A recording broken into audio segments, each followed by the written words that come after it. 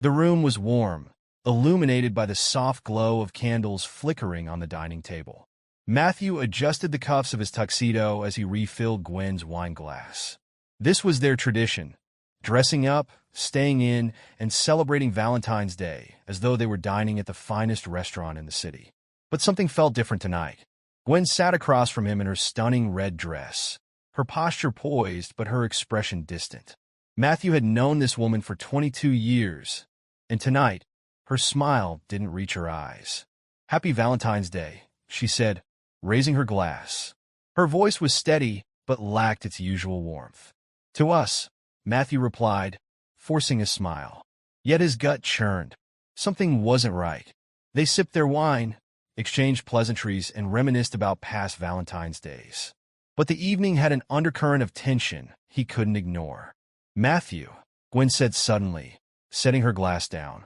The sound of the stem hitting the table was sharper than he expected. His heart skipped a beat. She rarely called him Matthew, only when she had something serious to say. He braced himself. "I've been doing a lot of thinking lately," she began, her tone measured. "About us. About me." Matthew set his fork down, giving her his full attention. He felt a cold dread creeping over him, gripping his chest like a vice. "Okay," he said slowly. "What's on your mind?" She sighed deeply, as though summoning courage. "We've been married a long time, and I've started wondering what it's like to explore other experiences." Matthew blinked, the words hanging in the air like a lead weight. "What kind of experiences?" he asked, his voice steady despite the storm brewing inside him. Gwen met his gaze, her eyes unwavering. "I want to make our marriage open. I want to be with other men." The room seemed to tilt. For a moment, Matthew wasn't sure if he'd heard her correctly. The woman he'd loved and cherished for over 2 decades, the mother of his children, had just dropped a bombshell he couldn't fathom. "An open marriage," he repeated, his voice barely above a whisper. "Yes," Gwen said, her tone disturbingly calm. "It's something I need to do for myself."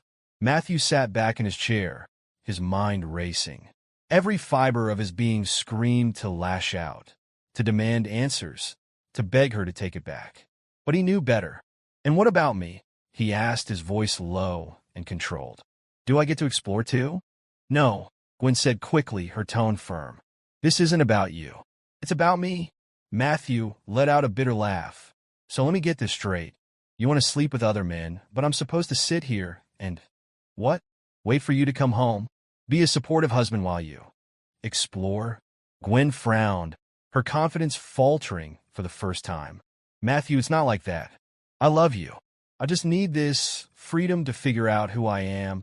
He stared at her, his chest tightening with anger and disbelief. "And who do you have in mind for this freedom? Someone at work, perhaps?" Her face paled, her composure cracking. She looked away, unable to meet his gaze. Matthew's heart sank. He'd been right. This wasn't just a hypothetical idea. She already had someone. "Mark Taylor," he said, the name rolling off his tongue like venom. Gwen's head snapped up, her eyes wide with shock. What? How do you—" "Don't insult my intelligence," Matthew snapped, his voice rising. "You think I haven't noticed? The late nights, the sudden business trips, the way you've been dressing differently? You've already opened this marriage, haven't you?" Gwen's lips parted, but no words came out. The guilt on her face said everything he needed to know. Matthew stood, pacing the room as Gwen watched him nervously. He pulled his phone from his pocket and dialed a number. "Hello, Clarissa," he said, his voice steady. "It's Matthew. I think it's time we move forward with the plan." Gwen's eyes widened in horror. "Clarissa? Mark's wife? What? What have you done?" Matthew turned to her, his gaze cold and unyielding. "You think I didn't know? You think I'd let you humiliate me without a fight?" Gwen stammered, her composure crumbling. "Matthew, please. I can explain." "Save it," he said sharply. "You've already lost everything, Gwen. And now, you're going to face the consequences." Gwen sat frozen, her face a mask of shock and panic. For years, she had meticulously crafted an image of a perfect marriage, a devoted wife and mother who managed to balance work and home life seamlessly. But now, That carefully constructed facade was crumbling before her eyes. "Clarissa and I have been talking," Matthew said, his tone calm yet menacing. He leaned against the edge of the dining table, his arms crossed. "She's been just as much in the dark as I was. Until recently. I can explain," Gwen stammered, her voice trembling. It wasn't like that." "Don't insult me by lying," Matthew interrupted sharply, his eyes narrowing. "You think I don't know about the texts? The hotel rendezvous? Or the fact that you spent my birthday with him?" His voice cracked, and for the briefest moment his composure wavered. But he quickly regained control, standing tall.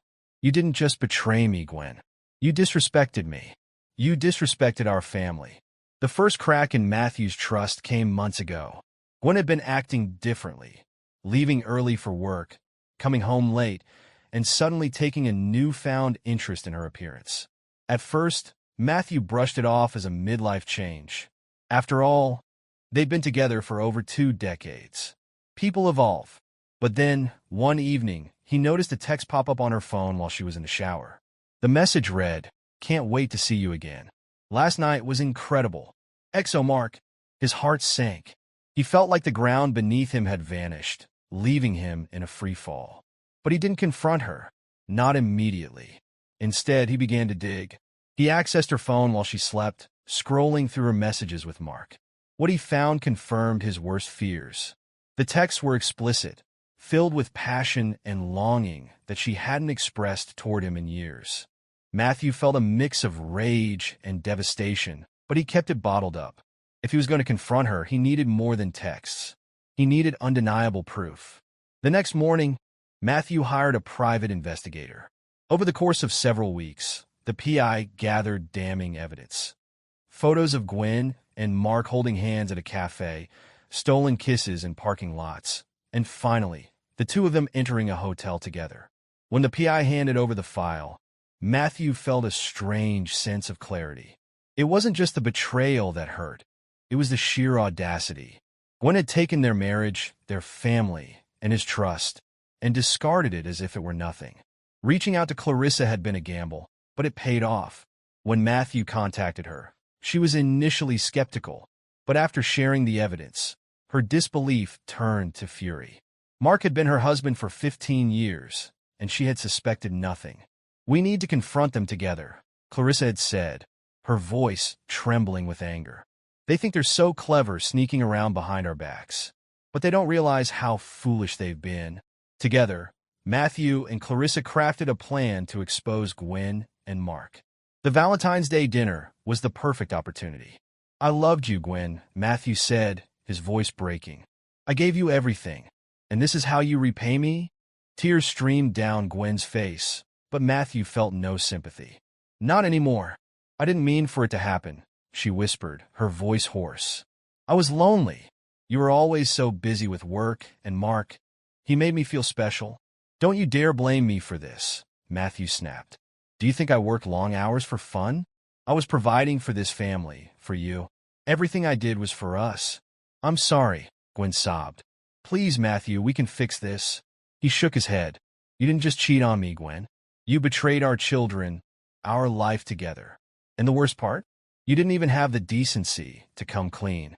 You wanted to turn me into a fool, asking for an open marriage after you'd already been unfaithful."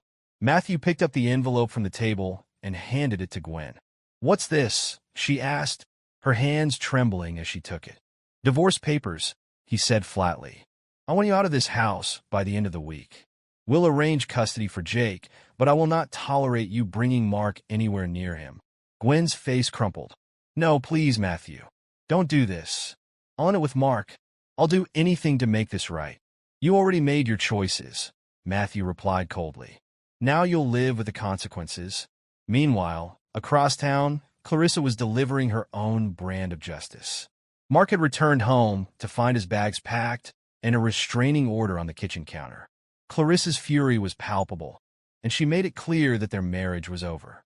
"You thought you could play both sides," she said, her voice dripping with contempt. "But you underestimated me. You're going to regret this, Mark."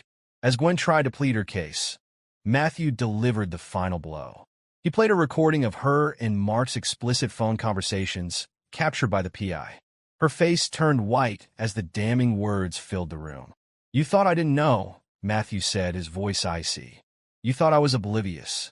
But I've been one step ahead of you this entire time." Gwen collapsed into a chair, her body racked with sobs. For the first time, she realized the full extent of what she had lost.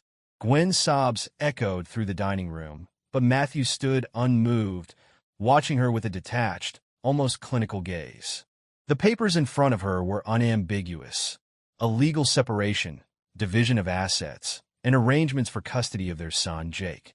Her mind reeled as she tried to process the gravity of what had just happened. Mark hadn't prepared her for this. In fact, Mark had always dismissed the possibility of discovery, assuring her that everything was under control, but it wasn't. Now, the walls of her carefully constructed life were collapsing around her, and she could feel herself suffocating under the weight of her choices. The last time Gwen had seen Mark was just 2 days earlier. They had met for lunch at a cozy cafe near her office, a routine they had established under the guise of business meetings. "I've been thinking," Gwen had said, stirring her coffee absently. "Maybe we should tell Matthew and Clarissa. You know about us?" Mark had chuckled, shaking his head. "Gwen, trust me, that's a terrible idea. Why complicate things? We have a good thing going here. Why risk it?" "But I hate the secrecy," she had protested. "I want to be with you openly. Isn't that what you want too?" Mark had leaned back, giving her a reassuring smile. "Of course I do. But let's not rush. We have time." Gwen had believed him then, but now, sitting across from Matthew, she realized the truth. Mark never intended to leave Clarissa. He had been stringing her along, using her as a distraction from his own unhappy marriage. Later that evening, Gwen tried calling Charlotte again. Her daughter's voicemail greeted her each time, and the messages Gwen left became increasingly desperate. "Sweetheart, it's Mom. Please call me back. I need to explain. I didn't mean for any of this to happen." The silence on the other end of the line was deafening. Charlotte had always been close to Matthew, admiring his unwavering dedication to their family. Gwen's betrayal had shattered that bond, and now she faced the heartbreaking reality that her daughter wanted nothing to do with her. While Gwen spiraled into despair, Matthew found solace in small victories. The day after the confrontation, he met with Clarissa to finalize their plans for the divorce proceedings. Sitting across from her in a quiet coffee shop, he felt an unexpected camaraderie with the woman who had been just as blindsided by betrayal as he had. "I'm done feeling like a victim," Clarissa said, sipping her tea. "Mark doesn't get to control my life anymore. And neither does your wife." Matthew nodded, her determination sparking something inside him. "I've spent so long trying to hold everything together. Maybe it's time to let go." "That's the first step," Clarissa said with a small smile. Matthew threw himself into rebuilding his life. He reconnected with old friends, started running again, a hobby he had abandoned years ago, and even took Jake on a weekend camping trip to Bond. Jake had been quiet since learning about the divorce, but during the trip, he finally opened up. "Dad," he said one evening as they sat by the fire, "I don't get it. Why did Mom do it?" Matthew took a deep breath, choosing his words carefully. "Sometimes people make choices that hurt the ones they love. It doesn't mean they don't care, but it does mean they weren't thinking about what's best for everyone. Are we going to be okay?" Jake asked, his voice small. Matthew pulled him into a hug. "We're going to be more than okay, buddy. I promise." Days turned into weeks, and Gwen found herself increasingly isolated. Jake refused to speak to her, choosing to stay with Matthew whenever possible. Her parents, once her pillars of support, were distant, their disappointment evident in every strained phone call. One evening, Gwen showed up unannounced at Matthew's doorstep. She looked pale and disheveled, a shadow of the confident woman she once was. "Matthew, please," she said, her voice trembling. "I need to talk to you." He hesitated but eventually stepped aside, allowing her in. "I've lost everything," she said, tears streaming down her face. "Charlotte won't talk to me. Jake hates me. Even my own parents are ashamed of me. I don't know what to do." Matthew crossed his arms, leaning against the kitchen counter. "What did you expect, Gwen? That there wouldn't be consequences?" "I made a mistake," she sobbed. "A terrible mistake. But I still love you. I know I hurt you. But can't we fix this? For the kids? Matthew's expression hardened. You didn't just make a mistake, Gwen. You made a series of choices. You lied, you cheated, and then you tried to manipulate me into accepting it. There's no coming back from that. Gwen's plea for forgiveness turned into anger. You're no saint, Matthew. You worked late every night. You were so focused on your career that you barely noticed me. And that justifies what you did. Matthew shot back, his voice rising. I was working for us, for this family. Meanwhile, you were off playing house with another man. I was lonely, she shouted, her voice cracking. Matthew shook his head, his anger giving way to pity. You weren't lonely, Gwen. You were selfish. And now, you're paying the price for it. Gwen eventually left, her pleas unanswered. As the door closed behind her, Matthew felt a strange sense of peace. He had been through hell, but now he was free. In the weeks that followed, he finalized the divorce, ensuring that Gwen had no claim to the house or the majority of their savings. Clarissa had done the same with Mark, and the two of them stayed in touch, supporting each other as they navigated their new lives. For the first time in years, Matthew felt a glimmer of hope. His family had been fractured, but he was determined to build something stronger from the pieces. And as he watched Jake laugh around the dinner table one evening, Matthew knew he had made the right choice. As weeks turned into months, Gwen's world became a desolate landscape of regret and shame. She moved out of the family home and into a modest apartment on the edge of town, a far cry from the warm, bustling house she once shared with her family. The silence in her new home was deafening. Every room echoed with reminders of what she had lost. The picture frames she had brought with her felt like mockery, their smiling faces frozen in a time when her family was whole. Her attempts to reach out to her children were met with resistance. Charlotte refused to answer her calls, and Jake only spoke to her when absolutely necessary, his words clipped and cold. Even her parents, Jill and Robert, kept their distance. Their disappointment weighed heavily on her, made worse by Jill's scathing words the last time they spoke. We didn't raise you to be this person, Gwen. You've embarrassed yourself, your family, and us. Gwen had clung to the hope that Mark would be her salvation, that their connection was worth the price she had paid. But Mark, too, had disappeared. After Clarissa confronted him and served him divorce papers, he severed all contact with Gwen. One evening, she worked up the nerve to call him, her hands shaking as she dialed his number. "Mark, it's me," she said when he answered. There was a long pause before he replied, his voice terse. "Gwen, this isn't a good time. I need to talk to you," she pleaded. "I don't know what to do. Everything's falling apart." Mark sighed heavily. "Look, Gwen, I'm trying to fix things with Clarissa. She's willing to work things out, but only if I cut all ties with you." "What?" Gwen's voice cracked. "But you said—" "I know what I said," Mark interrupted, his tone impatient. "But things have changed. I can't risk losing my kids over this. I'm sorry, Gwen, but it's over." The line went dead, and Gwen stared at her phone in disbelief. Mark had used her, discarded her, and now he was crawling back to his wife in an attempt to salvage what he could. While Gwen's life spiraled downward, Matthew's began to flourish. His focus shifted from merely surviving the ordeal to thriving in its aftermath. He joined a local running group, where he found both companionship and a sense of purpose. He also began attending therapy, something Clarissa had recommended during one of their many late-night conversations. "You've been through a lot," she had told him. "Talking to someone might help." At first, he was hesitant, but the sessions proved invaluable. Through therapy, he gained clarity, recognizing that Gwen's betrayal was not a reflection of his worth, but of her own insecurities and selfishness. One evening, while attending a community event with Jake, Matthew struck up a conversation with a woman named Emma. She was a single mother, vibrant and full of life, with an infectious laugh that caught him off guard. They exchanged numbers, and over the weeks that followed, their connection deepened. Matthew took things slow, unsure if he was ready for a new relationship. But Emma's kindness and understanding made it easy to let his guard down. On their third date, as they walked through a park lit by soft lanterns, Emma stopped and looked at him with a gentle smile. "You're a good man, Matthew," she said. "Anyone can see that." For the first time in years, Matthew felt seen, not as a provider or a father or a victim of betrayal, but as himself. One rainy afternoon, Gwen showed up at the family home unannounced.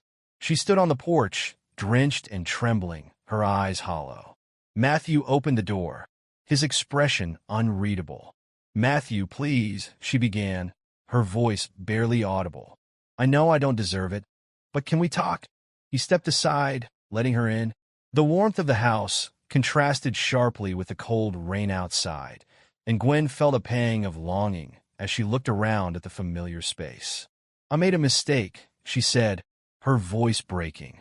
"I let my selfishness destroy everything. But I still love you, Matthew. I always have. Can we try again? For the kids?" Matthew studied her for a long moment before speaking. "Do you remember what you told me that night?" Gwen frowned, confused. "You said it wasn't about us. It was about you," he continued, his tone calm but firm. "And you were right. It was never about us. It was about your choices, your lies, your betrayal." Tears streamed down her face as she whispered, "I'm sorry. I've already forgiven you," Matthew said, surprising her. "Not for your sake, but for mine. Holding on to that anger was only hurting me. But forgiveness doesn't mean forgetting, and it doesn't mean we can go back to the way things were." He stepped back, gesturing toward the door. "Goodbye, Gwen."